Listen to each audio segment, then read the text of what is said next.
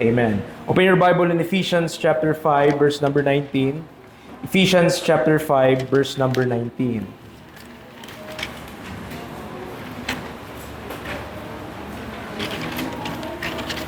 Ephesians 5:19. Okay, nandiyan na po kayo. The Bible says, speaking to yourselves in psalms and hymns and spiritual songs, singing and making melody in your heart to the Lord. Okay, so clear dito po, may instruction na ang music po, songs particularly, with hymns and spiritual songs, we are commanded na talagang umawit at na mayroon pong music, mga kapatid. Making melody in your heart to the Lord. Now, ang music po, according to the dictionary in 1913, what is music? So, yung kanyang technical description, the science and the art of tones. Siyensya at anong art sa Tagalog? Sining ng tunog. Oh, tone, di ba? Tono. Or musical sounds. Sounds of higher or lower pitch, begotten of uniform and synchronous vibrations, as of a string at various degrees of tension, the science of harmonical tones which treats of the principles of harmony, or the properties, dependencies, and relations of tones to each other, the art of combining tones in a manner to please the ear. So that is the technical description, pero aware naman tayo kung anong music. Sabihin, you're well aware anong tunog ng music. Tama? Alam mo yung ingay lang sa music talaga. Okay? May kaibahan yung ingay lang. So there should be no doubt na yung music po plays an influential role in the lives of men. Okay? Ito po ito pong data na ito, no, hindi ko na to ginawang slides, mga kapatid, but dito sa data po na to, 212 billion dollars yung value ng music industry sa US. 212 nung 2020 pa po yun. Well, how much more today? 2026. So nung 2020, we have 212 billion dollars yung contribution niya po sa US GDP. And sabi dito, 2.5 million American jobs yung nasusuplayan niya. So, kasama-sama na yun. Tungkol sa sound, mga tumutugtog, instrumentalist, mga kumakanta, basta sama-sama na sila lahat. 2.5 million na trabaho yung nakakreate ng industry po na yun. Now, sa Pilipinas po mga kapatid, it is recorded na $88.3 million or converted to 5.1 billion pesos ang revenue o kita mula sa music or recorded music in 2024. Noong 2024 dito sa ating bansa, 5.1 billion. So ano lang pinuprobo dito, preacher? That music, malaki ang contribution niya financially sa isang bansa. At the same time, ito yung pinakamahalaga, malaki ang influensya niya sa isip ng tao. Okay? Huge part of a human thinking is shaped by music. So, yung numerical statistics na yon, pinuprove niya na yung contribution ng music to the financial growth of a country. However, ang hindi niya lang kayang i-measure, yung gaano kalaki yung influensya ng music sa mindset, sa desisyon, at sa lifestyle ng isang tao. 1 Corinthians chapter 14. Tingnan natin dito po in this description ni Apostle Paul about sounds. 1 Corinthians chapter 14. Ayop, ready lang po yung inyong mga papel because we will have a practical test mamaya. 1 Corinthians chapter 14. 1 Corinthians chapter 14. Yan, sabi niya verse number 7. And even things without life giving sound, whether pipe or harp, except they give a distinction in the sounds, how shall it be known what is pipe or harp? For if the trumpet give an uncertain sound, who shall prepare himself to the battle? So nakuha niyo po, ibig sabihin lang, in verse number 7, merong meaning yung bawat tunog. Okay? Every sound have a meaning. Sabi niya, verse number 8, kung uncertain yung sound ng trumpet, kasi sa labanan dati, kailangan ng trumpet bago sumugod eh. Okay, kung titipon sila, yung mga sundalo, may mga ganyan tunog, no? Now, kung mali yung tunog na binigay nung nagta-trumpet sa kanila, confused sila. Ano ba gagawin natin? Gera ba to? Sinugod ba tayo? Paano bang gagawin natin? Yun yung sinasabi ni Paul. Verse 8, if the trumpet give an uncertain sound, who shall prepare himself to the battle? Verse 10, there are, it may be, so many kinds of voices in the world. Listen, and none of them is without signification. Bawat isang uri ng voice, bawat isang uri ng sound, merong significance. Okay? Merong meaning na binibigay. Verse number 11, therefore, if I know not the meaning of the voice, I shall be unto him that speaketh a barbarian, and he that speaketh shall be a barbarian unto me. The whole context of this is tongues, pero kinuha lang natin yung principle, mga kapatid, na ang mga tunog meron pong kahulugan. Hindi inosente ang mga tunog. Okay? Bigyan ko na kayo ng practical na example, yung busina ng sasakyan. Pag ang busina, pit pit, di ba? Parang nakikiusap ka. Pero pag ang busina, galit na yung driver noon. Ibig sabihin, tumabi ka na, okay? Ba traffic? Di ba? So, may kaibahan. Those sounds have meaning. Okay? Meron pong ibig sabihin yung bawat tunog. So, merong philosophy na nire-reject niya na hindi, okay lang yung kahit anong tunog, basta gamitin mo yan para sa Panginoon, nakalulugod ang Diyos. Kahit ano daw na tunog yan, basta ginagawa mo para sa Panginoon, okay lang yun. At yun yung philosophy ng karamihan po, I should not say lahat, pero as far as I understand and as far as I know, na may mga naniniwala dun sa CCM or Christian Contemporary Music na ang music po, hindi mahalaga kung ano yung tunog niyan, basta ginagawa mo yan sa Panginoon. Hindi mahalaga kahit may beat yan na ano, okay lang yan, kahit rock and roll yan, no problem. Basta ginagawa mo daw po para sa Panginoon. Now, sabi dito sa isang libro ni David Cloud, yung The Transformational Power of Contemporary Praise Music, CCM, sabi niya, is not just a different type of Christian music. It is the soundtrack of an entire philosophy of Christian faith and life. It is the piper's tune for a worldview. And it is very enticing because it preaches a doctrine of license under the guise of a more relaxed, grace-based approach to Christian living. And usually, this relaxed attitude affects one approach to doctrine as well. Ang sinasabi niya, nakaka-apekto sa doktrina yung music ng CCM. Okay? What we are establishing, mga kapatid, is the fact that music is intentional, influential, and certainly not amoral. Ibig sabihin po ng amoral, yung there's nothing good nor bad sa music. Pero meron eh. May good music at may bad music. Okay? So sabi sa atin ng Romans 12:1 and 2, kabisado nyo po, and be not, I beseech you therefore, brethren, by the mercies of God, that you present your bodies a living sacrifice, holy, acceptable unto God, which is your reasonable service. And be not conformed to this world. So doon pa lang, dinidistinguish na ni Paul na merong bagay sa sanlibutan at may bagay para sa Lord. Be not conformed to this world, but be transformed by the renewing of the mind, that you may prove what is that good and acceptable and perfect will of God. Now, ito pong test ko sa inyo, practically, 1 to 6 lang to.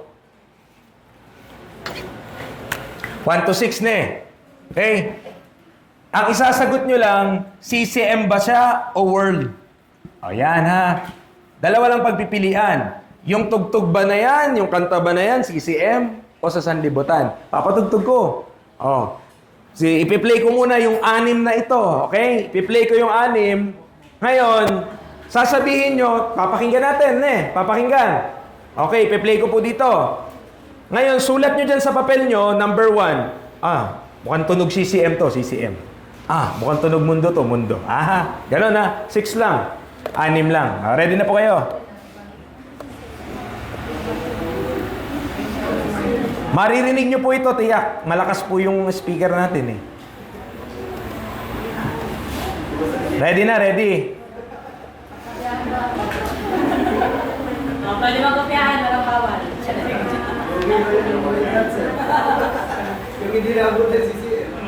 Hindi, ang mga CCM po, marami, nare-recognize nyo po yung mga yan. O baka ito lang, hindi nyo ma-recognize. Pero pag sinabing CCM, ibig sabihin, Kristiyano po yung, Christian po yung gumawa. Okay? CCM ba? Christian Contemporary Music. Bigyan ko halimbawa ng CCM para gets you agad. Hillsong, CCM yun eh. Planet Shakers, CCM yun. Okay? Okay, ready na po. Malakas yata ito Okay, sige. Una. Number 1 ha.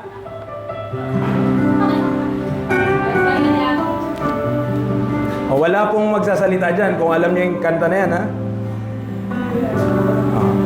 World o CCM?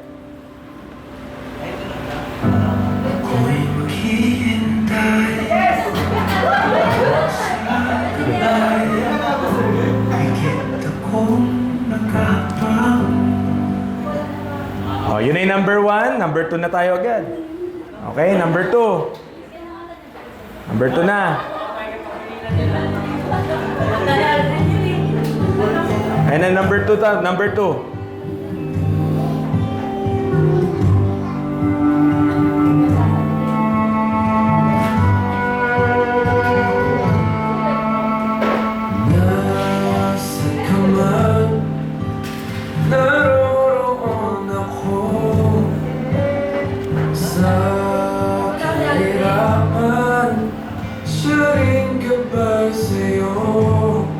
Yun na po yung number 2. Okay? Lagay nyo lang.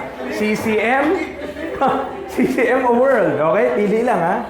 Pangatlo na tayo agad. Pangatlo. Nasaan na ba ako? Pangatlo.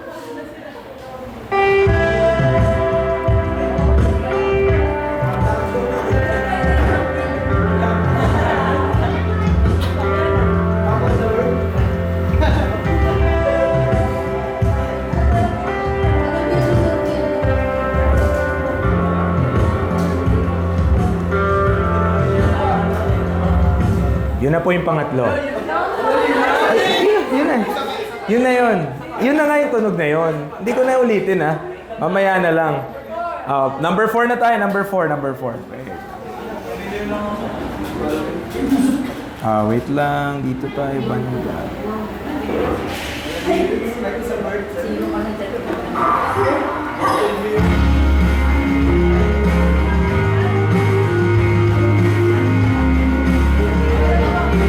Okay na yun. Pang-4. Yun yung pang-4 ha. Pang-5. Teka. Oops. Teka lang.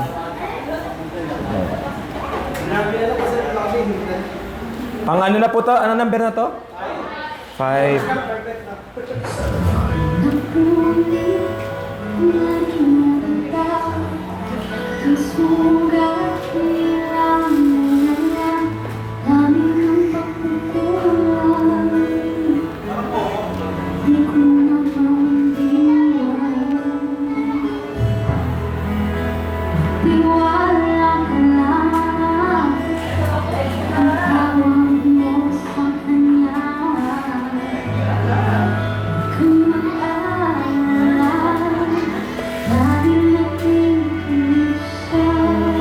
Okay, yun yung... Hello.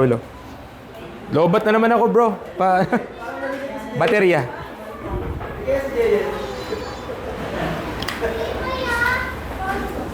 Kaya na. Eto. Charge mo naman. Okay, last po. Last.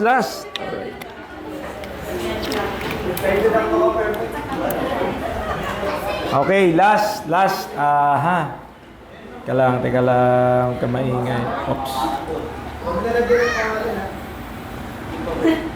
Mabasa ba yun?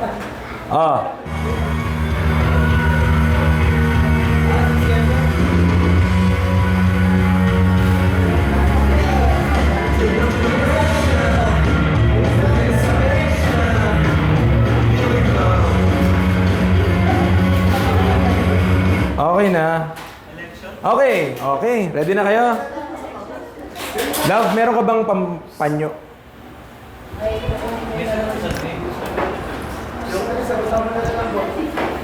Okay, ready na po tayo. Reveal na ng ano. Number 1. Check your Wait lang po, pabot ko lang yung panyo.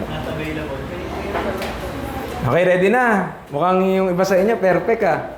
Sabi niya, alam ko na to. para safe. Okay. Number 1, anong sagot nyo? CCM World. Sino sagot CCM? Tayo, taas kamay. Oh, CCM. Oh, tababa po. Sino sagot World? Okay, World yun. Darating din by TJ Monterde. Pwede ba na lumasan natin? Okay ha. Oh, World po yun. Oh, pangalawa. Sinong CCM? BPM. CCM. Oh, ang dami din. Baba. Oh, World. World. Sino pong World? Oh, CCM yun. Ito, safe. Ito, pangatlo. CCM? CCM o World? CCM. Sino po? Nag-CCM doon. Baba. Sino yung World? Yung pangatlo, CCM po yun. Pang-apat. Sinong CCM doon? Baba. Sino yung World? World yun. Ben and Ben yun. Panglima, CCM? Yung magtiwala lang sa kanya. Di ba? World. Sino World? World yun. Kumapit ka lang. By Mela. World. Pang-anim, CCM. Sino CCM? CCM. Sino yung World? Planet Shakers yun. CCM po yun. Sino po sa inyo ang nalito? Lahat. Litong-lito kayo. Siguro na dito kayo dito sa number 3. Yung tunog lang talaga yung pinakita ko talagang sobrang tunog lang. Ito. Ayan, di ba? Tignan nyo kung anong kanta yan, ha? Kasi, tignan nyo kung anong kanta to. Alam po nyo yung kanta na to. Alam nyo to. Tignan nyo po, ha? Okay, ready?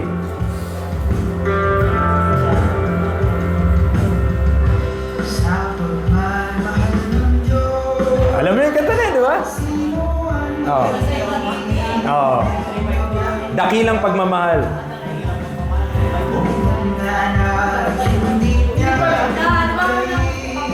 Alam niyo po kano yan? Papuri po.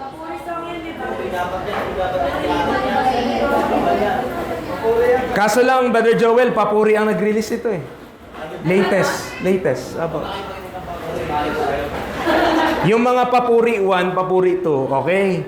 Pag dumating ka na sa 2 digits, yan na. Opo. Kuha nyo. So, yung akala nyong Christian song na kumapit ka lang, word yun eh. Sa Wish nga yun eh. Narinig nga nila yung pisa eh. Wish 107.5. Di ba? Sino po sa inyo? Sino yung pinakamataas ang score? Sino naka 1? May naka 1, si Kurt. Okay. Sino naka 2? Naka 2 si Mama. Sino naka 3? Ba, okay. Nasa gitna lang sila daw. Sino naka 4? May naka 5? Sino po naka 6? Sino naka perfect? Wala, di ba? Kita nyo,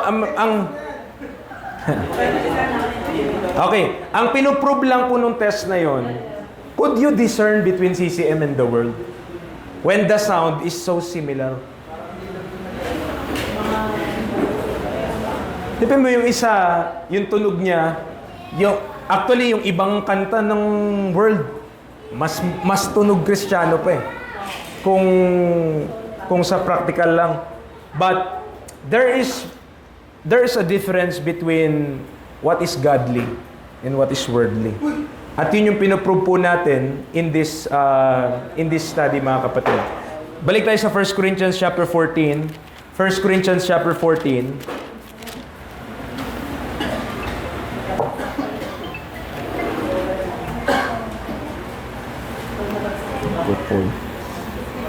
Okay, 1 Corinthians 14 verse 33. Ang sabi po ng Bible ito, For God is not the author of confusion. but of peace, as in all churches of the saints. So clearly, hindi po author ang Diyos ng confusion na malilito ka, ano ba yung para sa Kanya, di ba? Kaya po, nag-aaral tayo, at the same time na mag-practice tayo ng choir, baka lang kasi, pumasok din sa isip nyo, bakit ganito ba yung mga uri ng kanta namin? Ba't ganito yung style? May dahilan po, okay? Because the world, if you will study those things, papakinggan mo sila, wala nang, yung mga CCM, they borrow the style and the music of the world para daw i-reach out yung mga nasa sanlibutan. So parang ang idea mga kapatid, si Kristo liwanag. Yung aabutin mo kadiliman.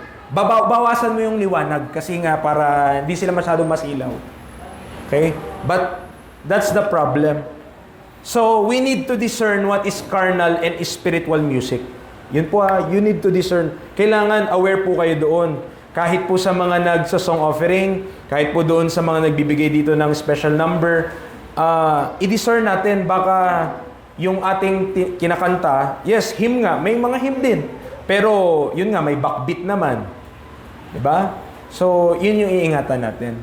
Kaya po as much as possible, yung mga instrument po natin, meron po na tayong practice para dyan. Para din yung mga kakanta, sabihin nyo po ahead of time kay Brother Aldrin kasi siya mag-sked eh. Sabihin nyo, kakanta po kami, Brother Aldrin, gantong ano. Sige po, ano kakantahin nyo para ma-practice din ng mga instrumentalista. Magagaling pa naman yung mga yan. Mga prodigy yan. Isang bagsak lang sir, di ba? Aray na, aray. So, as stated earlier, there are those who believe music is amoral. Ibig sabihin, walang tama at mali dyan. And what makes the difference is either the lyrics or the intent or motive of the one who makes music. The end, tandaan nyo po, does not justify the means. So, ay hindi, gusto ko lang preacher, maabot sila. Okay, gusto mo maabot sila. Tamang pamamaraan. Hindi maling pamamaraan. Romans chapter 13 verse 14, Romans 13 verse number 14, but put ye on the Lord Jesus Christ and make not provision for the flesh to fulfill the lust thereof. Kita nyo po yung huling example, iba sa inyo na throw off. Yung isa sa inyo halata na, ay, alam ko na yan. Ano yan? CCM yan. But yung iba, hindi nila alam. Alam nila, rock-rockan yun eh. Tama. Yung rock and roll po na tinatawag kasi may genre ng music na rock and roll talaga. So, ito po, kinote din to doon sa mga book ni David Cloud. Pero, ang mga nagsabi nito, mga naniniwala sa rock and roll, author ng book tungkol sa rock and roll, o mga instrumentalist din ng mga nagra-rock and roll. So ito yung masasabi po nila about rock and roll music. Si Jerry Rubin, dun sa kanyang book na Do It. Rock and roll marked the beginning of the revolution. We've combined youth, music, sex, drugs, and rebellion with treason. And that's a combination hard to beat. So yun daw yung mga association ng rock and roll. Drugs, pagiging rebelde. Oh. Tingnan mo, kapag merong young people ngayon na rebelde sa magulang niya, isa yan, isa sa marka. Anong pinapakinggang music? Diba? Mga ano yan, dito sa Pilipinas, mga rapper. Yung mga pinapakinggan yan. Basta mga rock and roll. So, si Erwin Silber, Marxist sing out, sabi niya, the great strength of rock and roll lies in its beat. It is a music which is basically sexual and Puritan and a threat to established patterns and values. So sinisira daw nung rock and roll kung ano yung mga rules, yung mga pattern. Wag yan, basta do it your way, parang ganun. Okay? So 50s, ito naman kay Ellis Amburn, sabi niya, 50s rock was revolutionary. It urged people to do whatever they wanted to do, even if it meant breaking the rules.